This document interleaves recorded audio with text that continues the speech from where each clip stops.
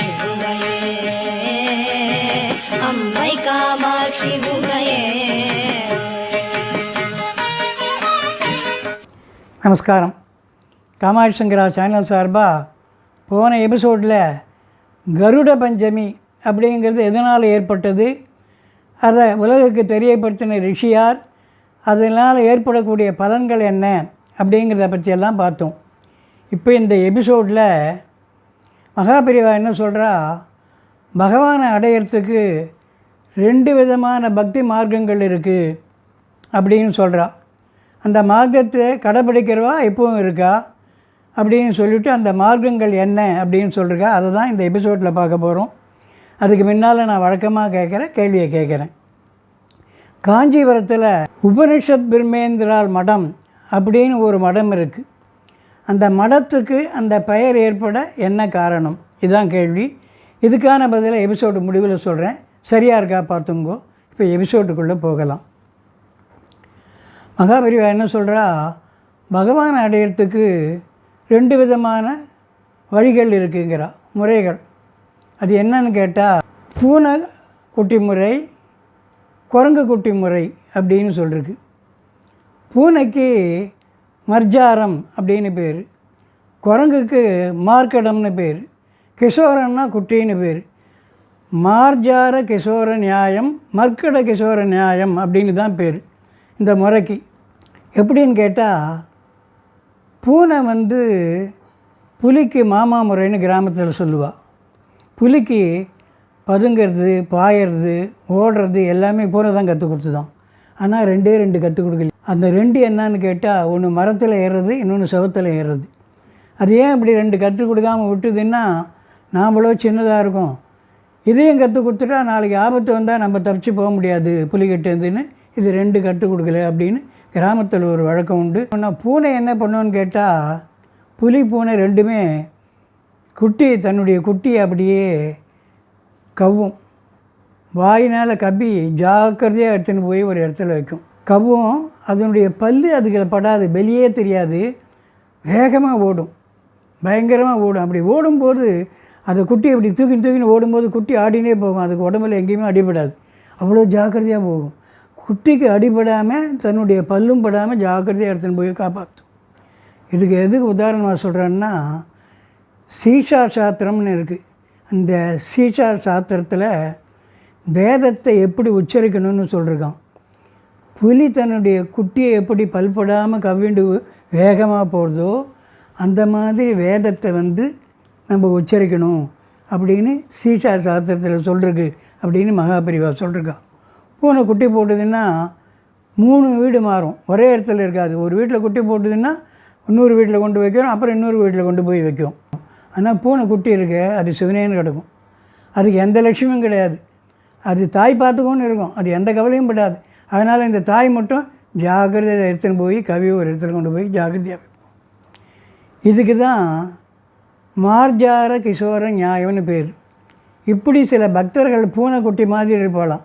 பூனைக்குட்டி எப்படி இருக்குது, தாய் விட்ட வழி, அது சிவனேன்னு கிடக்கும், அதுதான் கவி எடுத்துன்னு போய் ஜாக்கிரதையாக காப்பாற்றும். அந்த மாதிரி சில பக்தர்கள் என்ன பண்ணுவா, கோவிலுக்கு போய் சுற்றுவா, அம்பாள்கிட்ட பிரார்த்தனை பண்ணிப்பா, ஜஜஸ்தம்பத்துன்னு வருவா, சாஷ்டாங்க நமஸ்காரம் பண்ணிவிட்டு அப்படியே விழுந்து கிடப்பா கொஞ்சம் நேரம். அப்புறம் ஏந்து உட்காருவா, உட்காந்துட்டு அப்படியே கண்ணை மூன்றிருப்பா.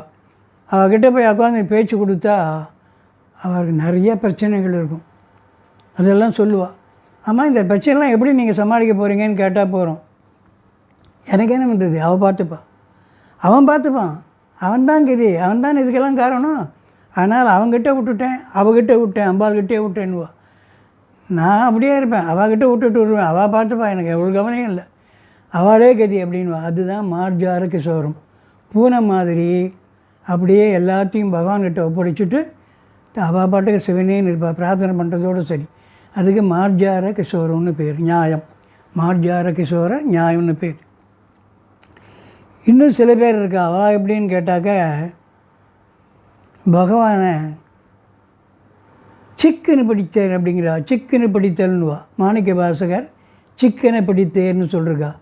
அதே மாணிக்க வாசகர் பக்தி வலையில் படுவோன் அப்படிங்கிறா. வலையை அப்படி வீசினா அதில் மீன் மாட்டிக்கும் இல்லையா, அது என்ன ஆகிடும், வலையில் இருக்கும்.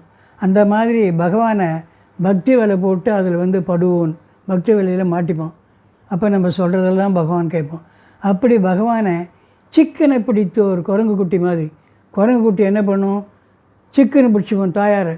அது தாவி தாவி தாவி ஓடும், மரமரமாக ஏறி ஓடும், கோபுரம் கோபுரமாக ஏறும். ஆனால் குட்டி விடாது, கட்டிமாக பிடிச்சிக்கும், விடாமையே அது போயிட்டே இருக்கும். நீ தான் கதின்னு அது கட்டிமாக பிடிச்சுன்றோம். ஆனால் அது எவ்வளோ தூரம் ஓடினாலும் இது விடாது.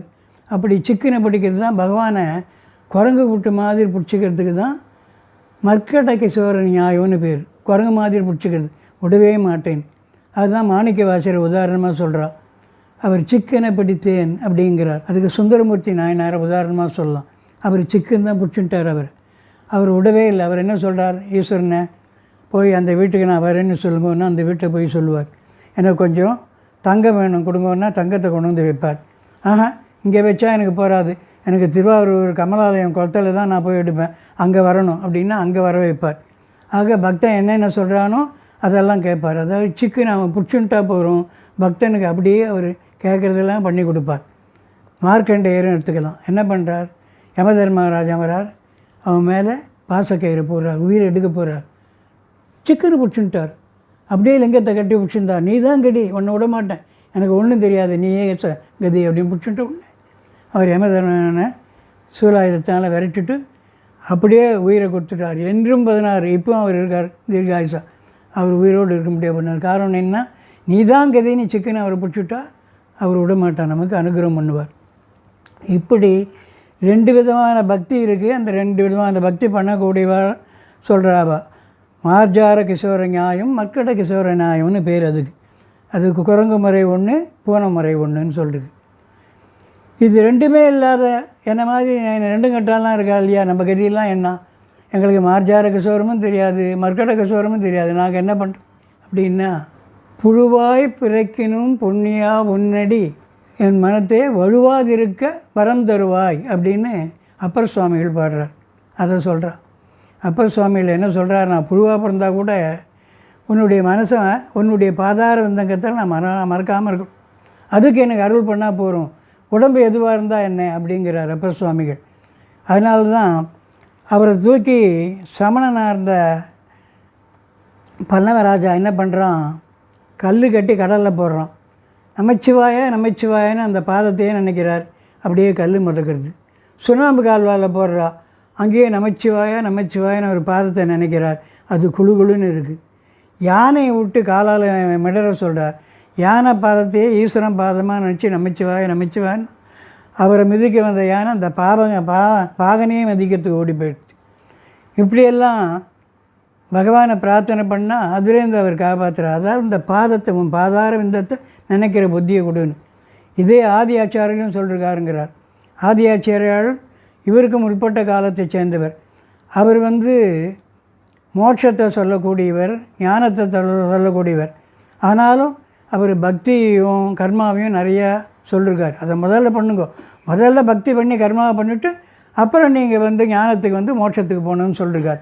அதனால் அவர் என்ன சொல்லியிருக்காருன்னா, ஆதி ஆச்சாரியால் நான் மனுஷனாக இருந்தாலும் சரி, தேவனாக இருந்தாலும் சரி, மிருகமாக இருந்தாலும் சரி, கொசுவாக இருந்தாலும் சரி, பசுவாக இருந்தாலும் சரி, புழுவாக இருந்தாலும் சரி, எதுவாக இருந்தாலும் உன்னுடைய பாதார விந்தத்தை ஸ்மரணை பண்ணக்கூடிய புக்தி எனக்கு இருந்தால் அதுவே போகிறோம், அந்த புக்தி எனக்கு கிடச்சிட்டா எனக்கு போகிறோம் அப்படின்னு சொல்லியிருக்கார். நரத்துவம், தேவத்துவம், நகவன, மிருகத்துவம், மசகதா, பசுத்துவம், கீடத்துவங்கிற. மசகதான்னா கொசு, அதுலேருந்து தான் மஸ்கட்டோன்னு வந்ததுங்கிற மகாபரிவா. கீடத்துவங்கிறது தான் புழு. அந்த புழுவாக இருந்தாலும் புண்ணியா உன்னடி வழுவாதிருக்க வரம் தர வேண்டும்னு அப்பர் சொன்னார் பிற்காலத்தில். அதை ஆதியாச்சாரியிலேயே சொல்லியிருக்கா. ஆக எதுவாக இருந்தாலும் உன் பாதார விந்தங்களை நினைக்கக்கூடிய புத்தியை கொடு அப்படின்னு ஆதியாச்சாரியில் வேண்டியிருக்கார். சரி, அப்பர் மகான், ஆதியாச்சாரியல் அவதார புருஷன். நம்ம மாதிரி மனுஷா என்ன பண்ணணும், நாம்ளும் அதை தான் பண்ணணும், பிரார்த்தனை பண்ணிக்கணும். தாயே காமாட்சி லோகமாதா கருணாமத சாகரி மகாபரிவா தான் சொல்கிறா. அந்த பரமாத்மாவையே தாயாக நினச்சி அவள் ஞானாம்பிகை, ஞானப்பாலை கொடுக்கக்கூடியவள், அந்த அம்பாளை உன்னுடைய பாதார விந்தத்தை நினைக்கக்கூடிய புத்தியை கொடு, சக்தியை கொடு அப்படின்னு நம்ம பிரார்த்தனை பண்ணிக்கணும். காஞ்சியில் பத்மாசனத்தில் உட்காண்டிருக்கே, உன்னுடைய பொற்பாதத்தை, அந்த பூ மாதிரி மென்மையான பாதத்தை மட்டுமே நினைக்கக்கூடிய சக்தியை கொடுமா, புத்தியை கொடுமா, பக்தியை கொடுமான்னு நம்ம பிரார்த்தனை பண்ணிட்டா எல்லாரும் சகல விதமான சௌக்கியங்களும் அடைந்து மோட்சத்துக்கு போகுங்கிறதுல எந்த சந்தேகமும் இல்லை. இப்போ நான் ஆரம்பத்தில் கேட்ட கேள்விக்கான பதிலை சொல்கிறேன். காஞ்சிபுரத்தில் இருக்கக்கூடிய உபனிஷத் பிரம்மேந்திர மடம்னு பேர். அதுக்கு பேர் வர காரணம், அங்கே இருந்த எதிகள் 200 வருஷத்துக்கு முன்னால் 108 உபனிஷத்துக்களுக்கு பாஷ்யம் பண்ணார். அதனால் அந்த படத்துக்கு உபனிஷத் பிரம்மேந்திர மடம்னு பேர். இப்போவும் அது காஞ்சிபுரம் கைலாசநாதர் கோவில்கிட்ட தான் இருந்துருக்கு. இப்போ இந்த வாரம் காஞ்சிபுரம் காமாட்சி கோவில் நடக்கக்கூடிய முக்கிய சம்பவத்தை பார்ப்போம். 28ஆம் தேதி வெள்ளிக்கிழமை தங்கரதம். அடுத்த வாரம் வேறு சில முக்கிய நிகழ்ச்சிகளோடு சந்திப்போம். மகாபரிவா பாதாரவிந்தங்களே சரணம். ஹரஹர சங்கர, ஜெய ஜெயசங்கர, ஜெய ஜெய காமாட்சி.